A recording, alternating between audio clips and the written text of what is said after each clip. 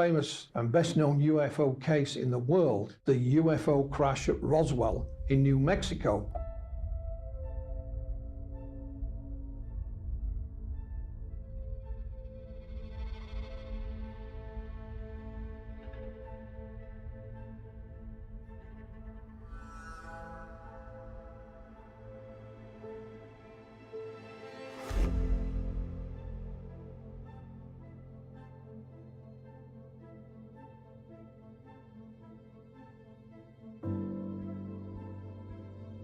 In 1993, a letter crossed my desk from a gentleman called Ray Santilli that would change things forever.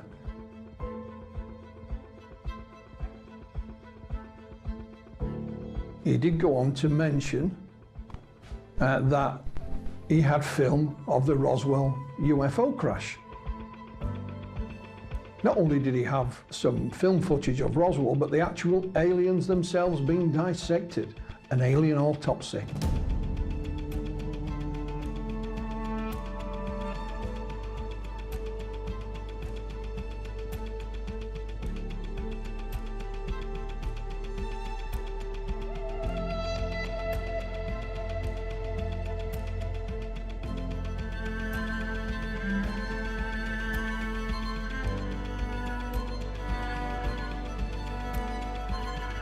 An alien autopsy is always going to be the subject of ridicule. Who's going to believe that an alien autopsy is an alien autopsy? It's just a ridiculous subject.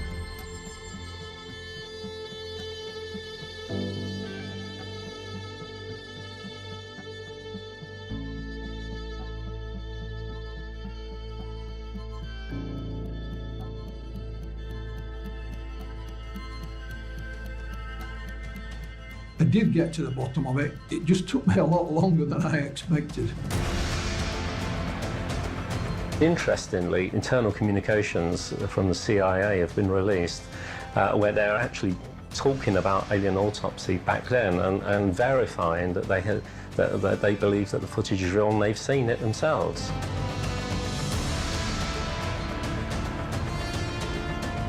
Perhaps in the desert of Roswell, New Mexico, in 1947, we had first contact with beings not of this earth.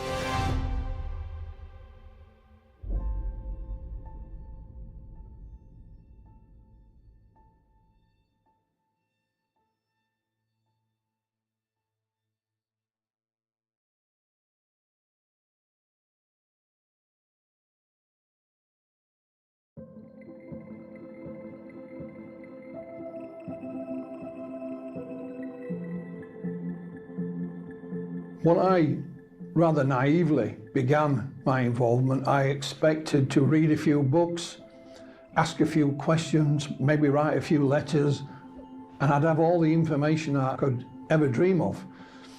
I've certainly found some of those answers down the years, but by no means have I found them all.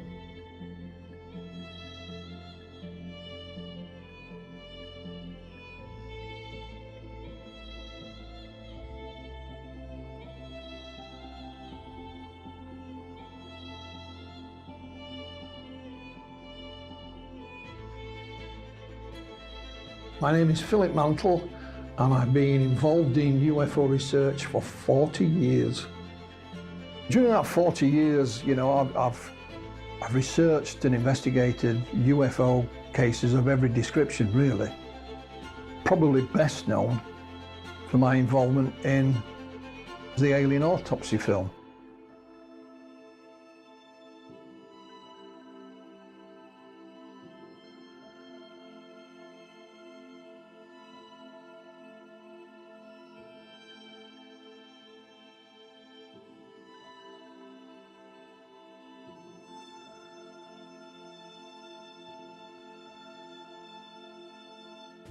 Headline edition, July 8, 1947.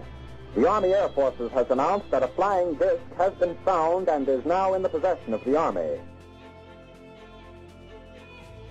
The town of Roswell was in the middle of the desert in New Mexico, and its main employer was the Roswell Army Air Force Base that was nearby.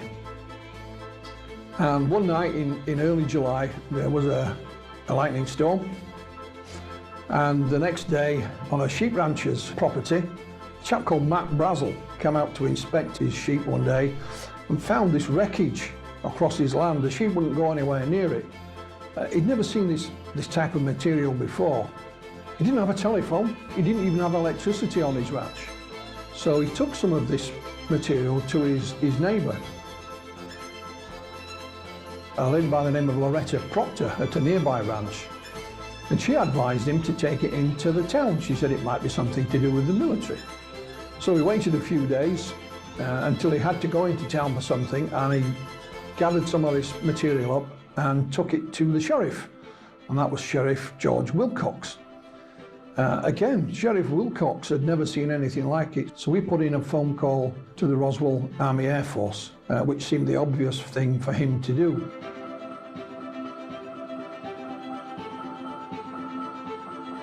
I was called to headquarters, was given copies of a press release which stated in essence that we had in our possession a flying disc. I was told to hand deliver to the 4 news media we had in town at that time, 2 radio stations and 2 newspapers.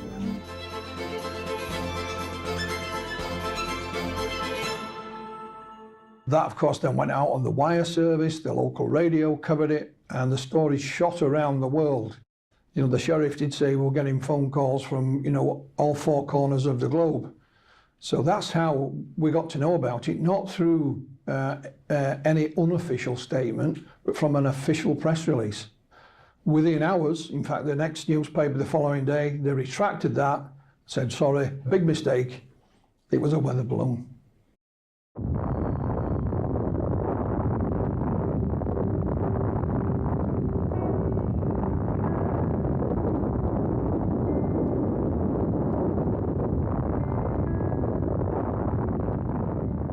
The Roswell Army Air Force housed what is known as the 509th Bomb Group, and they were the only atomic bomb wing in the world. It was the 509th, for example, that dropped the atomic bombs on Japan to end the Second World War. So this wasn't some little, you know, airbase stuck out in the middle of nowhere. It was a very important installation. It was a very different world than we have here today. There was very real fear that the US and the Soviet Union were heading for war, and that war would be a nuclear war. So there was still a great respect for officialdom, certainly in the military. Both the US and the USSR in opposite direction were keeping tabs on each other. We know that the atomic bomb was designed and invented in the United States. However, the secrets were leaked to the Soviets, so they did have atomic bombs, and the US were keeping a close eye on them the best they could. So tensions were very real in 1947, and there were many that suspected that you know, war could well be imminent. Primarily, if the military said something was so-and-so, then you'd probably believe them. A lot of people in the town may have even served in the military at one point. The town depended on the airbase for its living during those days. Certainly did have an effect. After the telephone call went to the airbase from the sheriff, they dispatched their intelligence officer, which was Lieutenant Jesse Marcel. He took with him a gentleman called Sheridan Cavett, and they made their way out to the Brazel Ranch and collected some of this material. And on the way back, Marcel stopped at his home. He didn't live on the base, he lived off base with his wife and his 11-year-old son, Jesse Marcel Jr. When he came in, he was very excited. He woke my mother and myself up at must have been 1 or 2 o'clock in the morning, and he wanted us to see what he was bringing in from the field. He said, this is parts of a flying saucer. And it was all brought in and spread out on the kitchen floor. And we just looked at it. Young Marcel picked up a rod about this long, that looked edge-on like a capital letter I. So it got the nickname of an I-beam. You know, I picked up this particular I-beam and held it up to my upper left to look at it with the kitchen light reflecting on the inner surface. And that's when I saw the writing or the symbols of some sort. I thought at first, this is hieroglyphics or some kind of writing like that. It certainly looked alien to me. And his father said, son, you may be the first person to ever see writing from another world. He gathered the stuff up and took it back to the base. There are some people, even today, who say, well, you know, the military did make a mistake, and it was indeed simply a balloon, but attached to a secret project. Hence, you know, the reason for keeping it quiet. You go back to Major Marcel himself. They used to release weather balloons twice a day from the Air Force Base. He'd been trained in how to do this. He knew what a weather balloon looked like. And he said, that material that I posed for in his office was a weather balloon, but that wasn't the material that I picked up that day on the ranch. He claimed that there'd been a switch, and he was told to keep quiet and say nothing. Why the cover-up was put into place is still hotly debated. But we have to remember, this is just after the Second World War, so people were used to keeping secrets. And the nature of the airbase itself, it was a nuclear facility. So, you know, secrets were part of everyday routine.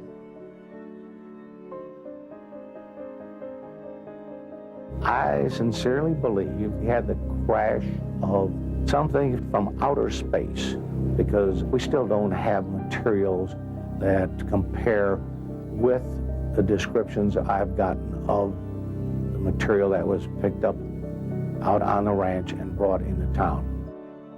He couldn't figure this out. There were some other bits and pieces, the likes of which he'd never seen before. This was the puzzling thing. They had seen weather balloons and things of that nature, but nothing like this at all. I think at last count, I had spoken to around 4 dozen people who handled various aspects of the debris. The most dramatic is the foil-like material that you could wad up in a ball and let it go and it would unfold itself. Matt Brazel, like Sheriff Wilcox and others, claimed that some of this material was almost looked like tin foil. But it was very light, and when you rolled it up or crushed it in your hand and then let go again, it would immediately unfurl and go back to its original shape without any creases or bends or dints. And it got the nickname of memory metal. They tried to burn it and they couldn't burn it. It wouldn't catch on fire, and they took out their pocket knives and they tried to cut it and they couldn't cut it. I guess they all had their chance to play with it for a while, and it was laying on the table, so I reached over and picked it up. And I played for it probably about 5 minutes. When you would wad it up in your hand, you couldn't feel it in your hand. You couldn't feel you had anything there. And it would go to a size that was so small that you'd have to look to see if it was still in your hand. And then when you drop it, it spread out all over the table. Daddy came in so excited, and he said what they saw was not from this world. There were 2 bodies that were laying on the ground outside of this craft, and that there was one, what he called little person. And he said there's one little person that was walking around, and he said they were still alive. And he said that the other 2 were dead, and that this one that was alive was very sad. My dad would not have gotten excited over a weather balloon. He was not easily excitable, and this is the most thrilled I'd ever seen him in my life. He thought that was the most fantastic thing in the world. When you go back to Roswell and look at the various eyewitnesses, not many of them stepped forward at that time in 1947, simply because there was no avenue for them to do so. It wasn't until some years later, when in the late 1970s, nuclear physicist and UFO researcher Stanton Friedman met Colonel Marcel. He was in retirement now, and he was introduced to him by a TV station who knew about his story. Then the word got out. Roswell became news. He was featured in television and newspapers and so on. And it's only when that happened then other people who were there at the time stepped forward. Some went on the record, others, in confidence. Some were also found by UFO researchers. They'd look who was serving in the military at the airbase at that time and were able to track them down and find them. So many of the airmen and civilian witnesses as well went on the record. So the investigation to Roswell started in earnest in the late 1970s and it's still ongoing even today. There's been lots of first-hand witnesses from the military go on the record. Even young Marcel himself, he became a doctor, a medical doctor and a flight surgeon, served in the military himself. He's gone on the record, wrote his own book about it, spoke at conferences. Sadly, he's no longer with us. So a lot of the people who were there, either first or second hand, stepped forward. There is this threatening aspect of the Roswell story, but again, we have to remember it was a different era and a different time. So there were those, certainly in the military, if they were told to keep quiet, then they would do exactly that. That was their duty, and that's the way they were trained, and that's the way that they acted. A number of the military witnesses didn't go on the record for a long time, perhaps when they were in the twilight of their own life. And they thought, well, if I don't say something now, then I'll never have the opportunity. And that seems to be the case on a number of occasions. The best evidence we have from a number of eyewitness sources is that the craft and the bodies were brought to Hangar 84 on the Roswell Army Airfield and stored overnight before transport. What we understand from the eyewitness testimony is the bodies were sealed in a large wooden crate kept at the center of the hangar. It's absolutely brilliant what they did. They announced they have a flying saucer, but they've already captured it. They've already got it. There's nothing to see, so nobody goes out looking for the thing. Then they shift everything to Fort Worth. The higher headquarters says, no, those guys made a mistake. It was just a weather balloon.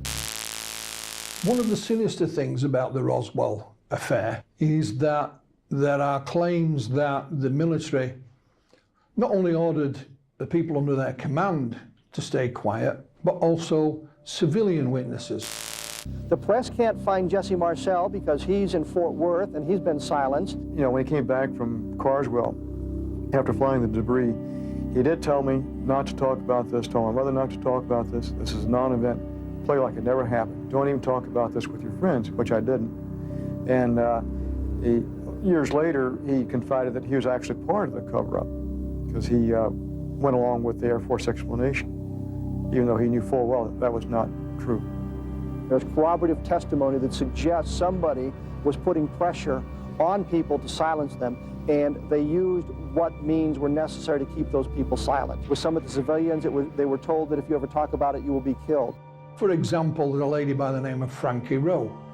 Her father was a firefighter. It's claimed that they were dispatched to the event, and he managed to somehow acquire a piece of this memory metal and show it to her. She was his daughter.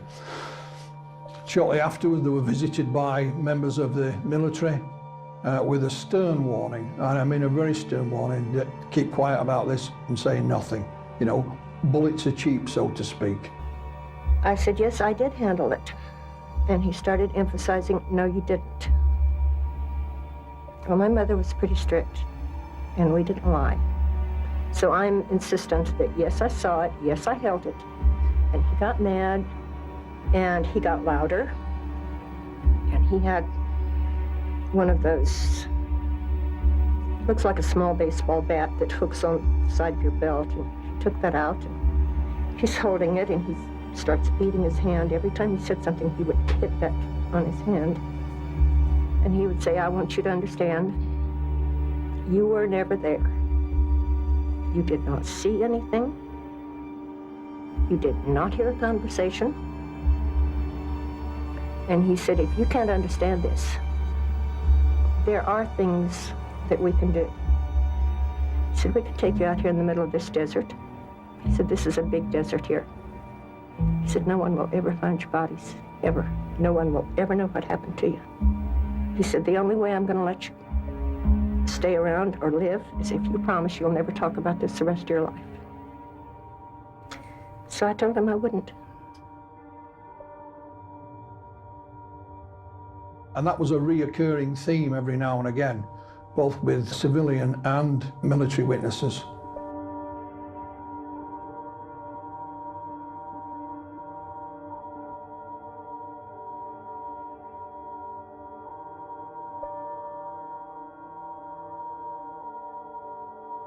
The wreckage at the time, and it even says this in the newspaper cuttings, was flown to Wright Field, as it was called, and it's now called Wright-Patterson Air Force Base, still in operation, and it's claimed that that is where the wreckage and possibly even the bodies were studied, officially studied, and it was in a mythical, almost mythical hangar, given the number of Hangar 18.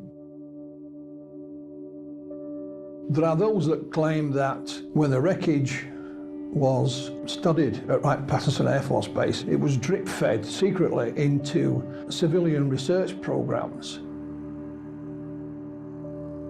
and that it may have helped the technology for the space race, for example. Good Lord, ride all the way. In Godspeed, John Glenn.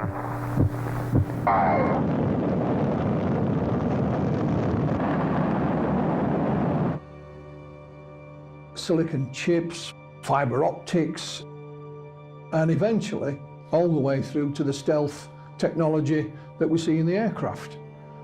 That is a rumor, it's not proven, but there are those that say that, you know, most of the technology that was found that day at Roswell are still yet to be identified, and we haven't been able to reverse engineer it at all.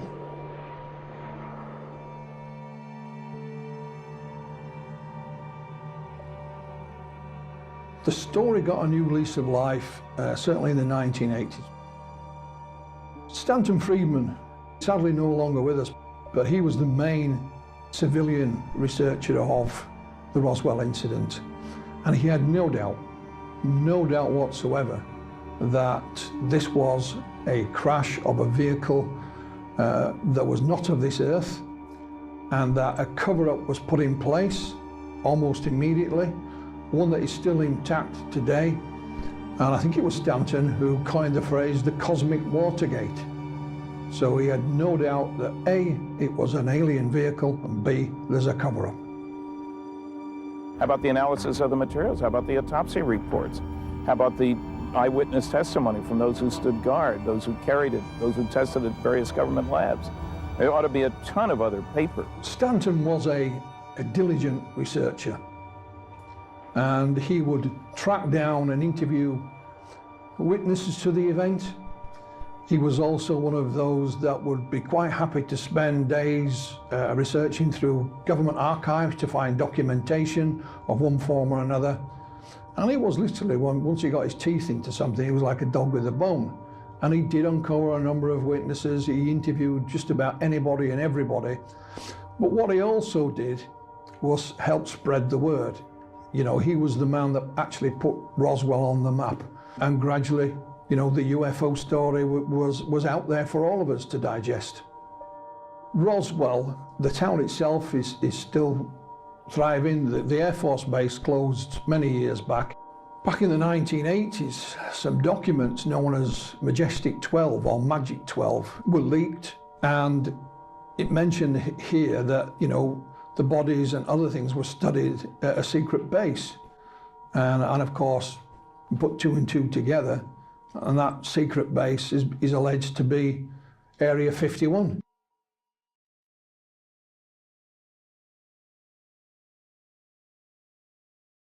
I was the press officer for the British UFO Research Association. And in 1993, a letter crossed my desk that would change things forever.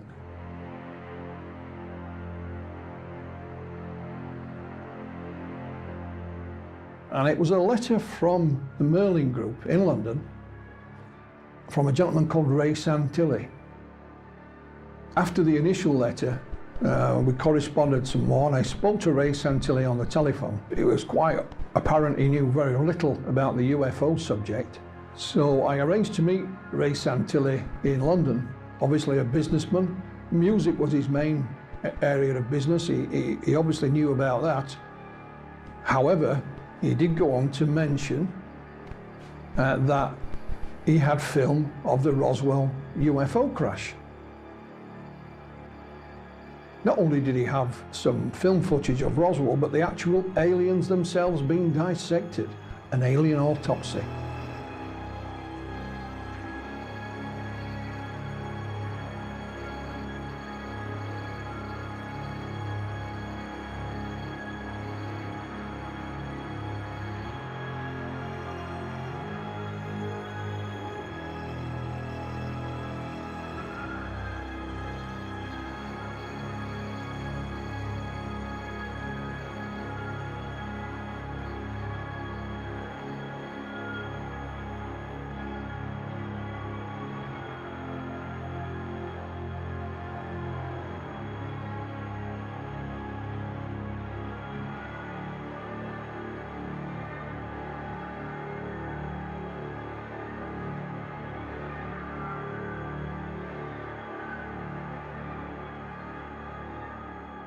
The story from that point on became quite a roller coaster.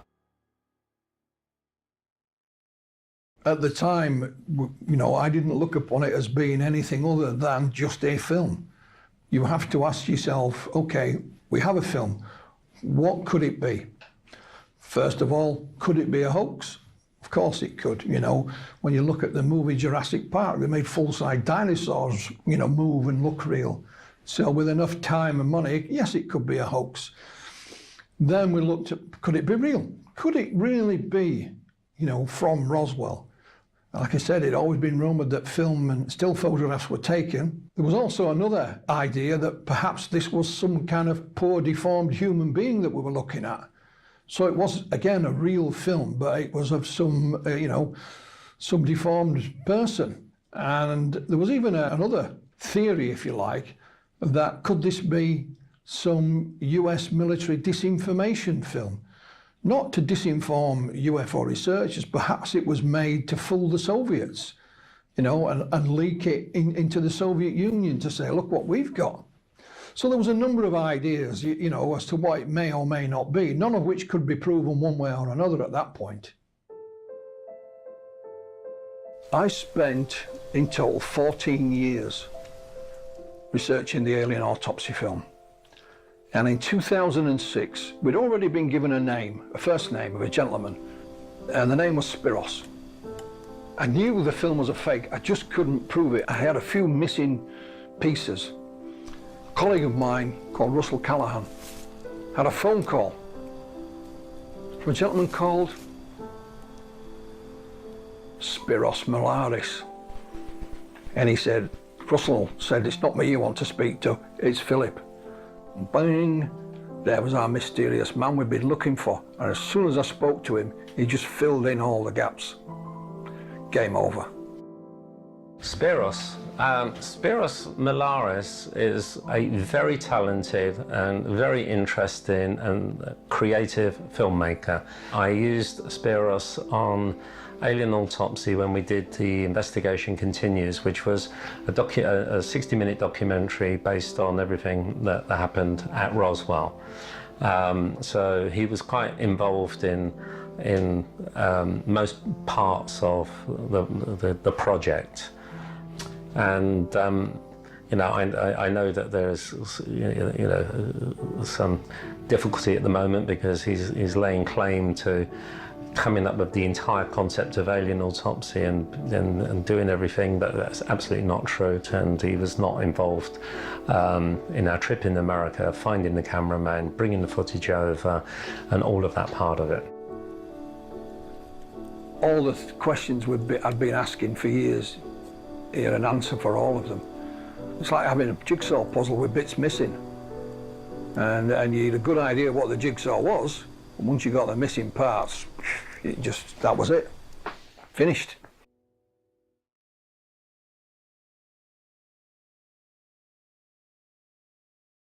At some point in the 2000s, I was contacted by a gentleman who claimed to have some information about it.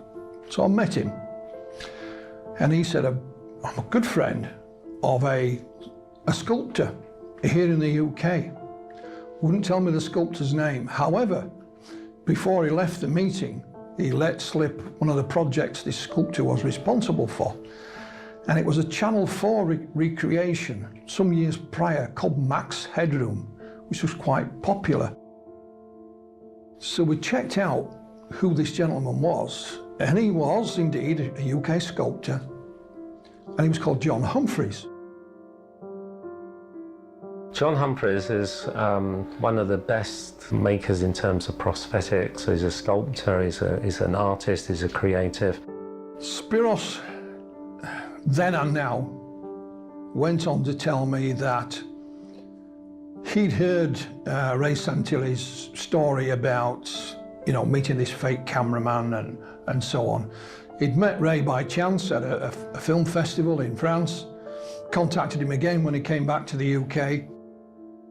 Ray Santilli showed Spiros a piece of film. Spiros said, that's never been filmed on celluloid, it's VHS. So Ray told him this fake story about the cameraman and him paying for this footage. So he took off to drive home, did Spiros. And he had this idea. He phoned a friend of his, which was the sculptor, John Humphreys, and told him about this story. And they said, well, why don't we make him one? i.e., why don't we make him an alien autopsy film? So Spiros went back to Ray and said, if you want an alien autopsy film, we can make it for you. Simple as that. Well, I think Ray Santilli's reaction was, the light bulb moment. It was just a question of the financing.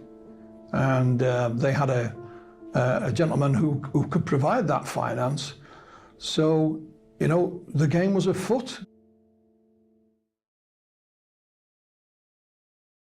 I've been involved in looking at Roswell probably from about 1993. Everybody knows a bit about Roswell, and the reason we're talking about it again is because of the alien autopsy.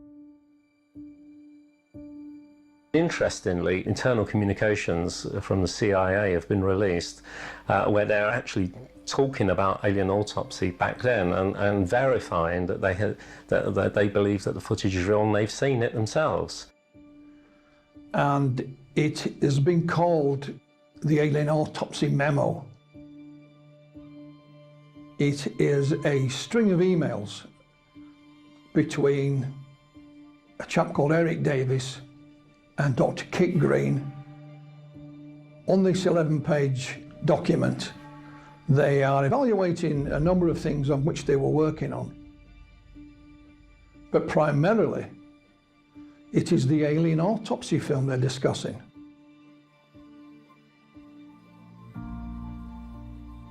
It's addressed to US billionaire Bob Bigelow, who used to run an organization called the National Institute for Discovery Science, NIDS, and he employed a number of scientists to study UFOs. One of those scientists is Dr. Kit Green. Kit Green formerly worked for the CIA.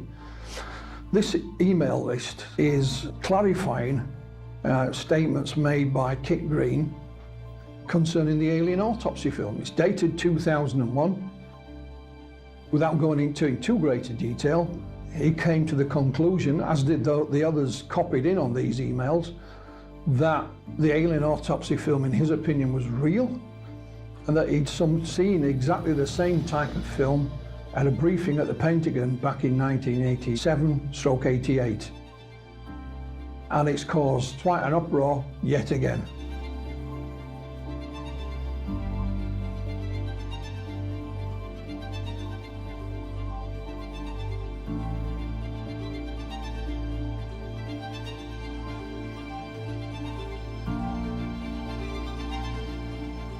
When you look at the consensus of UFO researchers around the world when it comes to these documents, and it's like, oh no, not the alien autopsy again. I thought we'd done that. I thought we'd proved it's a fake. Let's move on. You know, let's forget about it, please. The leaked documents were sent to me by 3 different individuals the day before they were released online. I had no idea this was about to happen, but it just did.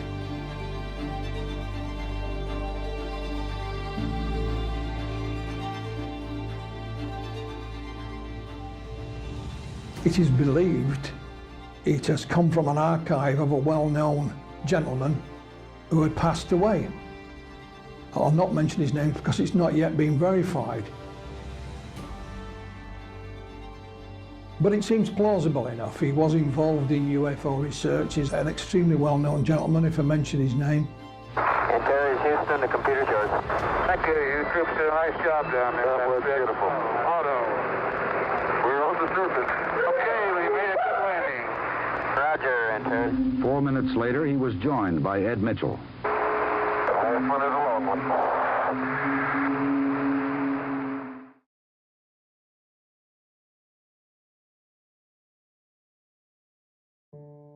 There's a number of people who are copied in on this email, and one of those who was copied in, I emailed them and asked them if the documents in question were authentic, and he said, off the record, Philip, yes, they are. The gentleman I contacted on email has refused to answer any more questions, and it would appear to me that both him and his colleagues who are mentioned in this document are embarrassed, because this was an internal set of emails and was never meant for public consumption. The only person so far to speak to Kit Green about this is US researcher Richard Dolan. You know, Richard has interviewed him on the telephone. And I think one of the first things he asked him was, is this email list, is it authentic? And he said, yes, it is. Another chap who worked for Robert Bigelow was a chap called Colm Kelleher. And he contacted me and he asked me to speak with Ray Santilli for him. What Colm was seeking at the time was a good quality copy of the alien autopsy film, and of course some celluloid, some 16mm film to analyse.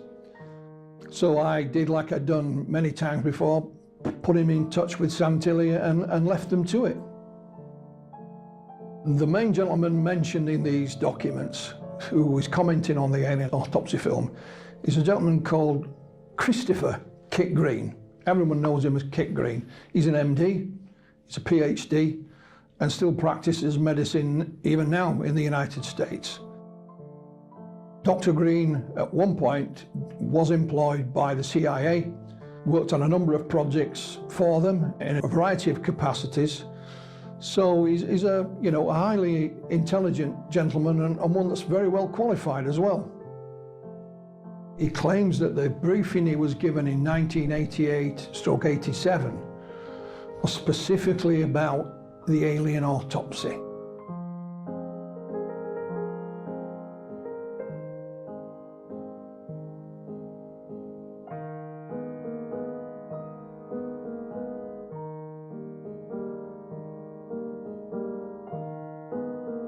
I think the main reason when you look at these documents is why they would want Kit Green to evaluate the alien autopsy film.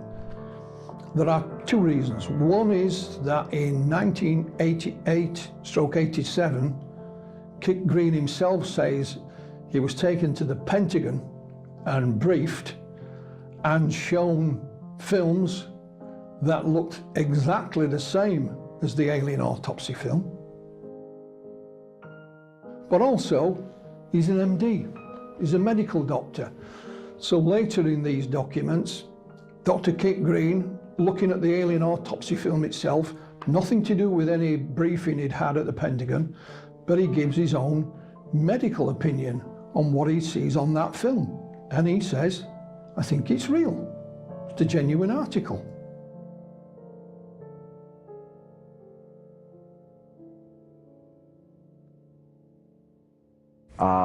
Field of expertise do these people have dealing with anatomies of alien beings? I assure you none. We were learning. That was day one of school when they first cut into the first specimen. One time there was a requirement for our OIC to go to Fort Belvoir, Virginia. So I went ahead and I was selected as the driver to take him to Fort Belvoir, Virginia. After we arrived there, he went to where the officers were meeting for a briefing. The drivers went to another location. There was myself and an airman first class, and we went inside to the balcony area, which had a plexiglass cover over where we could look down to where the officers were. When we looked down there, we found that they were watching films. We were watching thinking, well, it has to be some type of science fiction movies that they're watching, where they're splicing them together like trailers at an end of a movie. We couldn't figure out what type of movies they were. So while we were talking amongst ourselves, we looked around, we had two gentlemen come in and told us we were to follow them.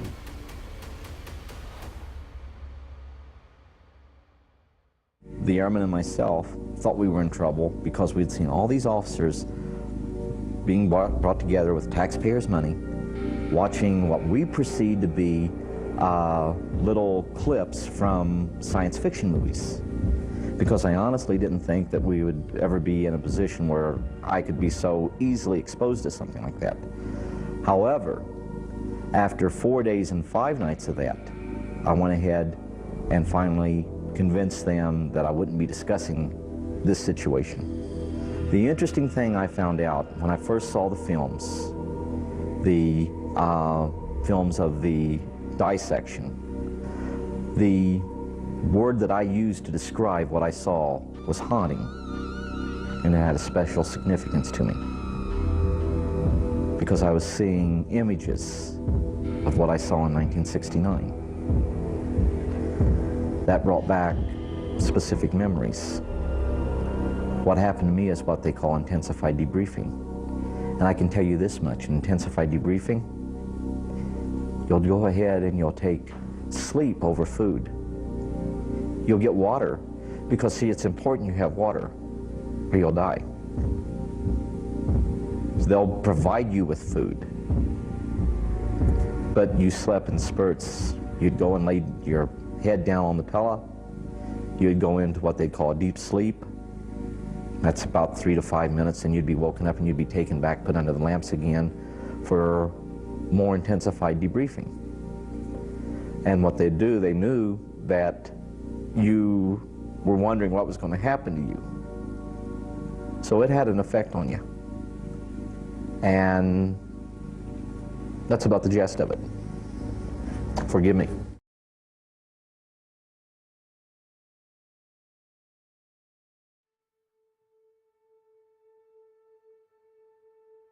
Is Kit Green saying that the things he saw in the 1980s were similar or the same as the being in the 1995 Santilli film? He emphasizes it and actually spells it out in capital letters and says they are the same. Not similar, but the same. And of course, that's simply not possible. There are those that think that perhaps, Ray Santilli is not behind the invention of the alien autopsy film, nor is Spiros Milaris, but instead, for some mysterious reason, it's the CIA. There are a number of well-known UFO researchers, primarily in the United States, can't believe that someone of Kit Green's experience and standing would be fooled by a fake film. So there must be something more to it. And they believe that he was indeed shown other films, fake or real, by the CIA that look either the same or similar to the Santilli film. Therefore, the CIA must, in some mysterious way, be linked to the faking of it. I can't see any sense in that at all, and don't believe a word of it. It is alleged that the CIA have fed false stories about UFOs into the public domain for a variety of reasons.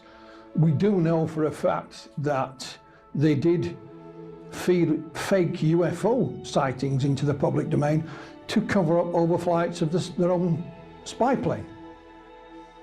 So they may have other reasons for putting fake alien stories into the public domain. If we jump back to Roswell, for example, some people claim that the alien aspect of it is a fake story to cover up what really did happen. But this is only speculation. Here you've got a scientist and a medical doctor being fed information by the CIA. Dr. Kit Green, who has now been interviewed by Richard Dolan, has changed his attitude somewhat. He believes now the film is a fake. And he says that the CIA lied to him back in the 80s. However, he does now still say that some of the film that he saw at the Pentagon, some of the aspects of it, like the creature's face and the hand and the room, were still the same as the Santilli film released in 1995. Now, whether it's the whole film or bits of it, they cannot be the same, because the film was only designed and made in 1995. So nothing in it can be the same as something seen back in the 1980s. It is simply not possible.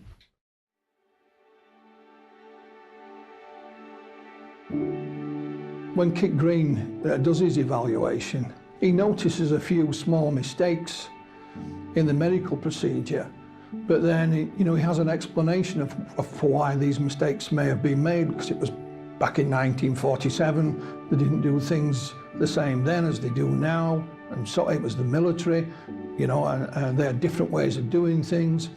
He speculates that if any tissue samples were taken, they would go to the Walter Reed Institution, which of course is based at Wright-Patterson Air Force Base, which we have mentioned before, and its links with UFO research. Although he's only speculating, he doesn't know this for sure, it's just pure speculation at that point. When you look at Dr. Kit Green's evaluation of the alien autopsy film, he doesn't get anything right, and you think to yourself, is he looking at the same film as me? Because he mentions various medical items in it which you can't see. They're just not there. So it does make you wonder how he's come to these conclusions. I've tried to get in touch with Mr. Green to ask him a few questions. The first one I would ask is, how did a man of your reputation and experience come to be fooled by this fake film? That would be my first question. But unfortunately, I've not had that chance yet.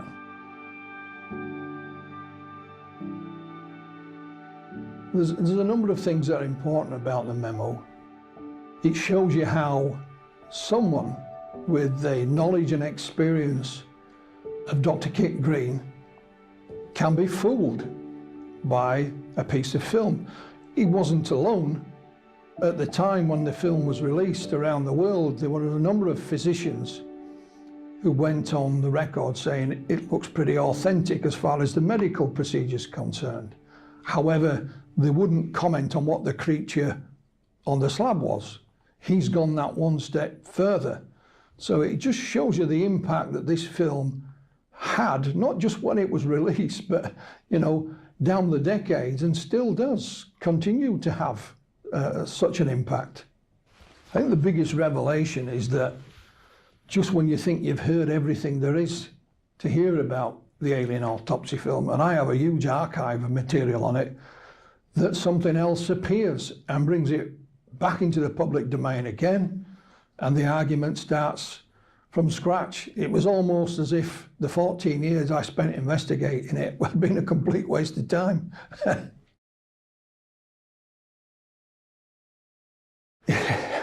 What is amazing is that Ray Santilli had been quiet for quite a while, but once this email document leaked, he was back on social media. saying I always knew that there were documents somewhere that would prove that what I'd been saying was correct all along. He's even done a couple of interviews on a couple of podcasts, still saying, I told you I had real film, I told you there was a mysterious cameraman. Well, these documents don't prove anything, but he's using it to the best effect. The Army Air Forces has announced that a flying disc has been found and is now in the possession of the Army. Army officers say the missile, found sometime last week, has been inspected at Roswell, New Mexico, and sent to Wright Field, Ohio, for further inspection. It's the one case that will not die. It is claimed that not only a UFO crashed, but there were dead alien bodies. It's rumoured that perhaps one of those creatures on board did survive for a short period of time. It's the case that will not die. It is shrouded in mystery. And even now, all those that were at Roswell or saw something around the time have all passed away. However, information still comes to light. It's lying in somebody's files or in a cupboard or, in the attic in a box. Just when you think you've heard everything there is to know about Roswell, something pops up and bites you on the backside. It really does.